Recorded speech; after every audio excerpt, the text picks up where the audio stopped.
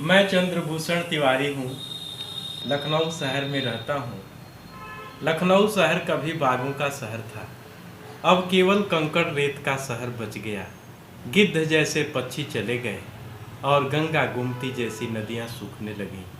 तब हमने 1 लाख पेड़ लगाने का संकल्प लिया और पेड़ इसलिए लगाता हूँ कि धरती पे कोई भूखा न सो जाए। और दूसरा, मैं झुग्गी झोपड़ियों के बच्चों के लिए निःशुल्क स्कूल चलाता हूँ, क्योंकि कोई भी मानव संतान अपने को अज्ञानी नहीं कहलाना चाहता है। तो इसी कड़ी में सन 2006 से हमने लोगों को पौधा दे करके समधी और समधिन बनाने का अभियान शुरू किया। तो मैं जिसको पौधा देता हूँ तो कहता हूँ, पौधा नहीं है मेरी पुत्री है, लाड़ प्यार में पली है, कोमल है नाजुक है, जानवर देखते ही डर जाती है, गर्मी में इसे प्यास बहुत लगती है, 2 साल पाल देंगे तो पीढ़ियों पीढ़ियों को पालेगी। मेरी बेटी जिंदा रहती है तो फल फूल छाया देती है, मर जाती है तो चौखट पल्ला बन के घर की रखवाली करती है, और मेरी बेटी मरघट तक साथ देती है। तो इसे लगा लीजिए, बचा लीजिए, अपना लीजिए, मुझे अपना समधी बना लीजिए। मैं आपके सुख दुख में खड़ा रहूँगा। इस तरह से मैं 35,000 के करीब लोगों को समधी और समधी बनाने का सौभाग्य प्राप्त किया है। और मैं, आप ये मानेंगे कि जिसकी बेटी कुंवारी हो और उसको योग्य घर बर मिल जाए तो उसके पिता को कितनी खुशी होती है।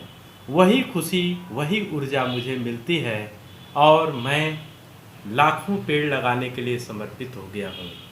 तो मैं पौधा दे करके समधी और समधिन बनाता हूँ, और जिसको मैं पौधा दे देता हूँ तो मैं गीत भी सुनाता हूँ और ये कहता हूँ, निमिया के पेड़ जनी काट मोरे बाबा, निमिया चिरैया बसेर, तालाब झील पोखरा मती पाट मोरे बाबा, कछुआ मछरिया बसेर, बिटिया के जनी दुख दिह मोरे बाबा, बिटिया चिरैया के नाम, काहे बिना सुन आंगनवाए बाबा, काहे बिना सुन दुआर,